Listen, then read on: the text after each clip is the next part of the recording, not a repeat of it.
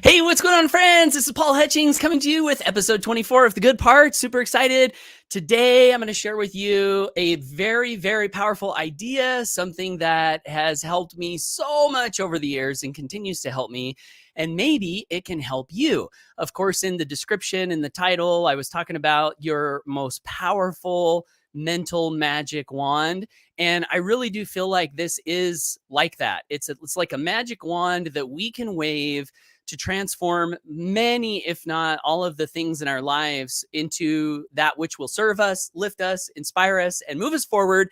And in the process of sharing this idea, I'm going to reveal a very strange belief that I have that a lot of people might consider weird, but that's okay. I'm going to pass it along and would love to hear if you have any strange beliefs that are empowering to you. You can comment below.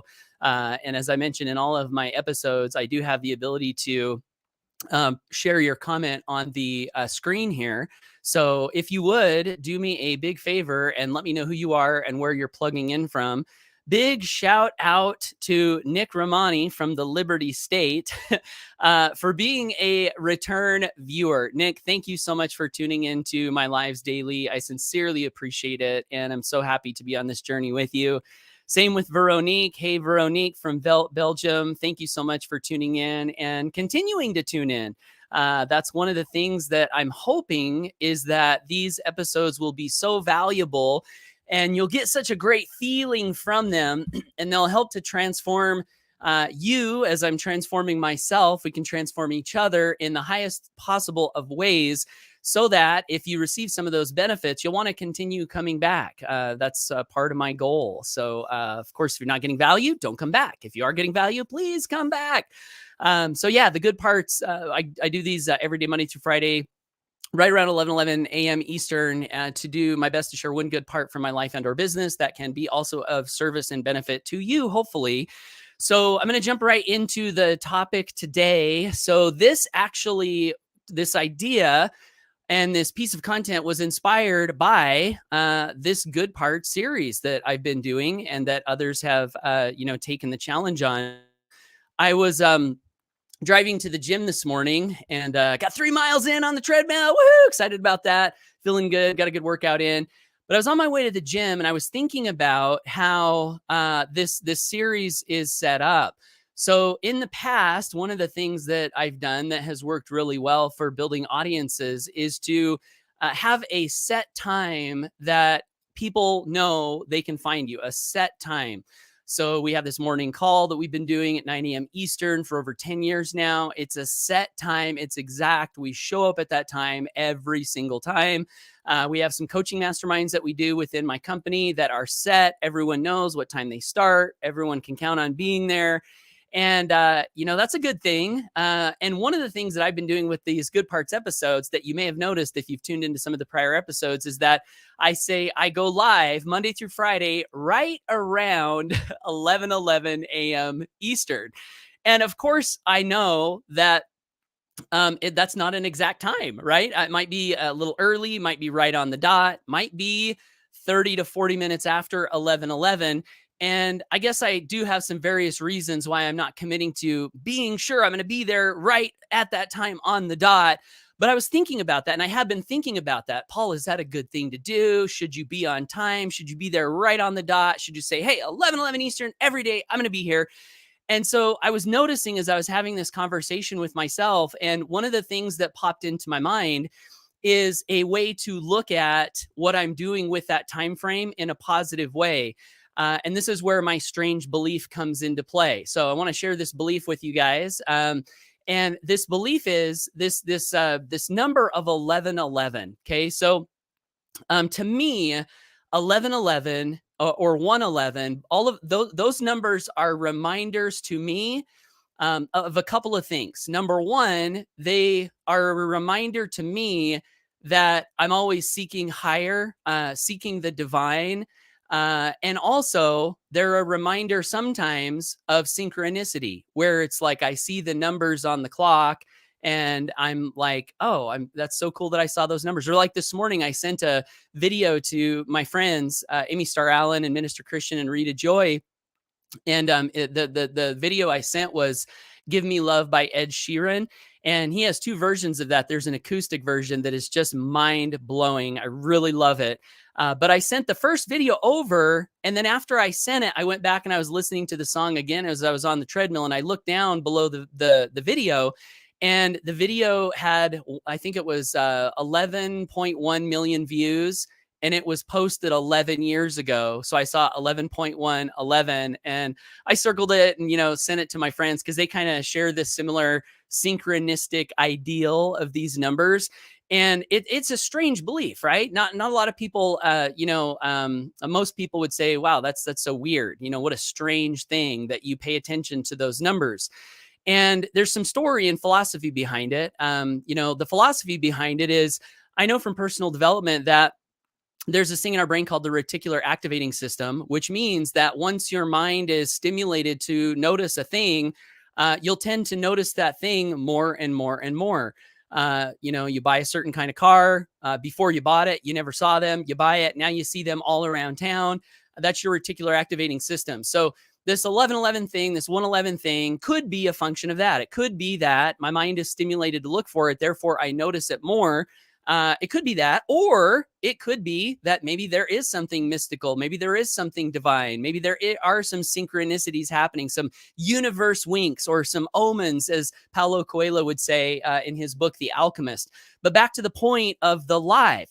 So I've been paying attention to these numbers for quite some time. And there's more story I could get into as to why, but I'll just leave it at that. So this morning I'm thinking about 11:11, a.m. Should I try to hit it on the dot, or should I be okay with going live around this time or that, before or after? And what I told myself was, Paul, if 11:11 is a reminder to strive to be in harmony with the divine for you, then not hitting it every day on the dot could be a metaphor for you to remember that you're always striving for that. And sometimes you hit it, and sometimes you're a little early or a little late or a little off the mark, but that's the goal. That's the direction. So that's what I was telling myself. And then all of a sudden it had all of this positive meaning for me. And I was like, okay, cool. It's fine that I'm not hitting it right on the dot every time. But the principle, the magic wand that I want to pass along, if you're not already aware of this, and I'm guessing many of you are, and if you're not, this can be a life-changing idea for you. And even if you are aware of it, it can be a great life-changing reminder for you, is that we as people, we are meaning makers. So there are some ideas, some philosophy that say things like nothing inherently has any meaning. One of my old mentors, Doc Fran, used to say all things all events are equal, is what he would say. And when I would hear him say that, I would kind of resist inside, and I would be like, what do you mean all events are equal? No, there are some events that are exciting, like when I got that first big check in my home business, had that first big breakthrough. That was an awesome event. Like, yeah, I love this event. And then there are sad events that happen. How is it, Doc Fran, my mentor, that you can say that all events are equal? And as I've thought about this over the years and read different books, I think what he was getting at is that everything in life really, like, we as people give life the meaning that it has. So like you see a computer screen, you see, my plants over here, my office that I'm in right now. If I wasn't here using my consciousness to ask myself, what do these things mean? What use value do they have? They would just be sitting there with no one to perceive them. So they would be equal. And then a consciousness comes along and says, this means this. This means this. This is good. This is bad. I'm going to assign my values onto it, my emotions onto it. I'm going to make it mean, these certain things. And a lot of people aren't even aware that they're doing this, or that they have this power. And so what typically people tend to do is assign negative meaning to everything. And there probably are some reasons why that happens, but something negative happens and you're just like, oh, this is terrible. This means that I'm a failure. This means that my life is not working out well. This means that, and you're just kind of like doing this in your mind. Well, this meaning making thing, when you become aware of it, if you're not already aware, you can literally choose to assign positive meaning to many, many, many things that happen in your lives. And I'll give you one example from marketing. So on my YouTube channel, yesterday I was at 798 subscribers, and I was like, no, actually I was at 799. So I was like, okay, I'm only one subscriber away from 800. How cool will that be? I wonder if today is going to be the day, right? And lo and behold, I got another subscriber, and I saw that I was at 800, and I was like, that is awesome. But then later on last night, I went to my YouTube channel and I had 798 subscribers. And I thought, well, that means two people must have unsubscribed from my channel, And so what do you do with that? What do you do with that? Well, if you have your powerful mental magic wand of meaning, what you can do, and what I did do, was I thought to myself, oh, that's great. Two people figured out they were not a match for me and my energy, and they're gone. And bless them. I'm glad for them to leave now, because I don't want mismatches in energy, tuning into me. If I'm not for them and they're not for me, better to unsubscribe now and be gone. And then I was happy about it. But it could have just as easily gone the other way, right? I could have got really down about, oh man, I hit the 800 and two people unsubscribed. And what does that mean? It means they don't like me. It means I'm not producing valuable content. Oh no, woe is me. It could have went that way, right? But I grabbed that mental magic wand that we all have, and I waved it, and I assigned a meaning to it that would serve me and allow me to stay in my highest vibration, happy, positive, enthusiastic, looking for the good in everything, We can find the good in everything with this mental magic wand. So, Anthony Robbins, he writes about this in some of his books, or meaning makers. So I would just love to offer this as a reminder to assign positive meaning to the events that are happening in your life. It's essential, especially if you want to create success or a life of financial freedom. So many times over the years, I've had things happen that I've had to look at, and reframe is another word. Reframe, spin it in a positive way. The quote that I share all the time: in every apparent setback lies the seed of an equal or greater advantage. This is a great way to wave this magic wand. Something that you perceive as negative happens, look at it and say, is there something good here of equal or greater advantage? And if you can condition your mind to make this habitual, I think this one thing really goes so far in helping us to maintain a state of peace, happiness, and joy. So that's my message today. Hopefully it's been of value to you. Let me know how you're feeling today, what's going on in your world. I'm going to check the comments, and then I got a couple of challenges for you if you stick with us here through the comments.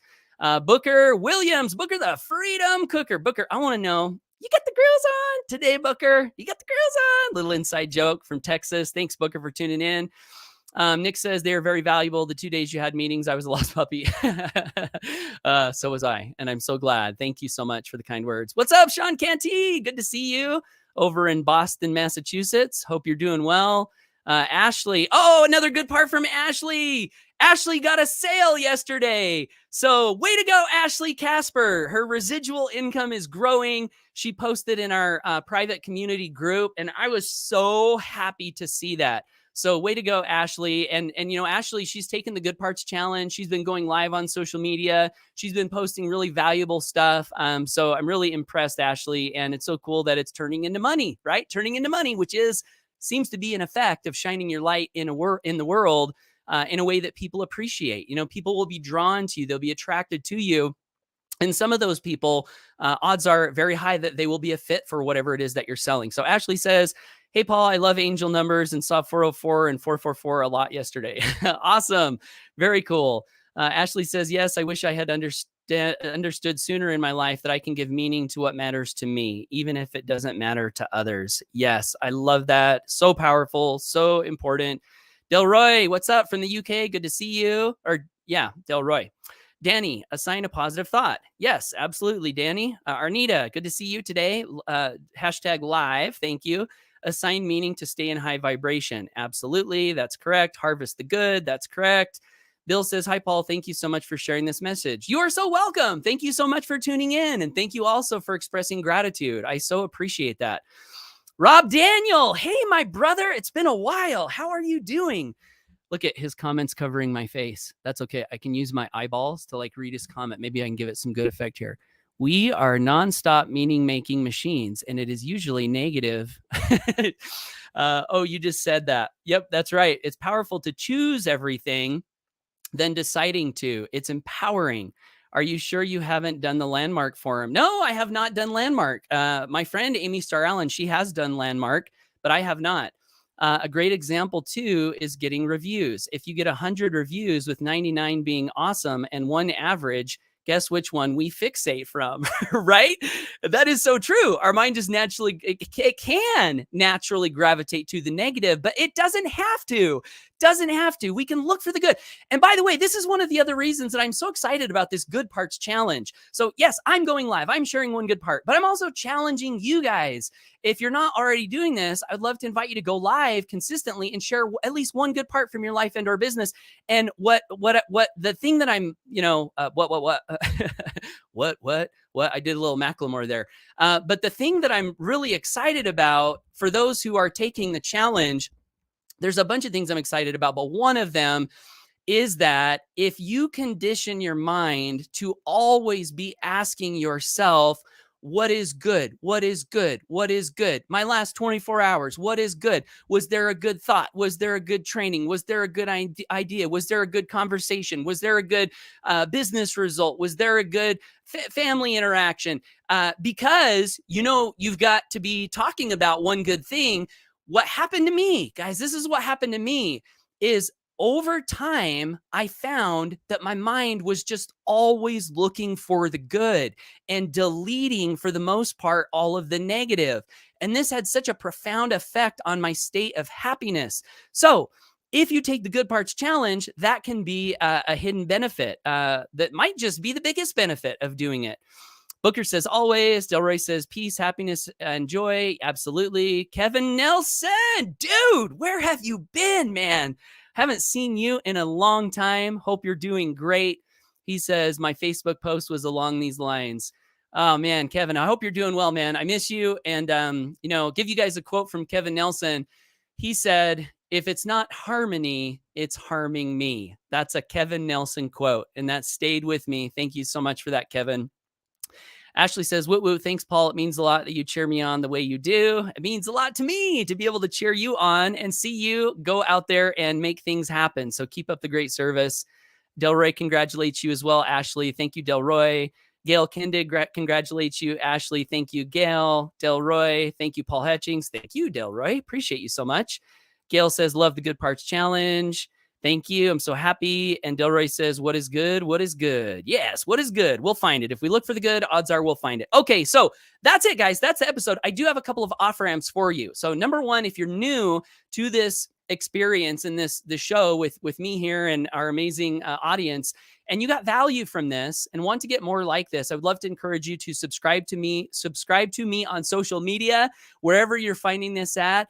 You can also visit my website to subscribe to my email list and pick up a super duper cool, awesome, amazing, what could be life-changing free gift. You can subscribe to my email list there, pick up a free gift, and you'll get these via email along with other inspirational, educational emails that I send out from time to time as well. And then lastly, take the good parts challenge. That I already talked about it a little bit here in this episode. But if you want to find more good, look for the good. And if you want to hold yourself accountable to doing this, one of the great things you can do is do a PDA, which is not a public display of affection. Some people don't like those. But the PDA, in my mind, is a public display of accountability, where you commit that you're going to do something and you've made the commitment and that people would be expecting you to do what you said you were going to do. And that's the good parts challenge. So if you want to take that challenge once a week, once a day, whatever, whenever you want to do it, the good parts with your name, unless you've already got something live going on, which is great. And you can hashtag the good parts challenge if you want others in the challenge to find your content, and if you want to see what others are posting as well. So that's it, guys. Thanks again, everyone, for tuning in. Delroy likes Kevin's quote: "If it's not harmony, it's harming me." I really love that. Glad you like it too. Nick says, "You bring a lot of good in the world and give people a chance to improve themselves and give people opportunities that want to help themselves no matter what backgrounds they are from." I really appreciate that comment, Nick. Thank you so much. And at the end of the day, you know, isn't that the goal? Like, isn't that the goal of life? Can we show up in a way where when people cross our paths, they're better for having had the experience? You know, I think that's a great way to strive to live. So, all right, everyone, make it a great day. Take action, go for your dreams, and we'll see you on the next episode of The Good Parts. If you should choose to come back, of course, the choice is yours.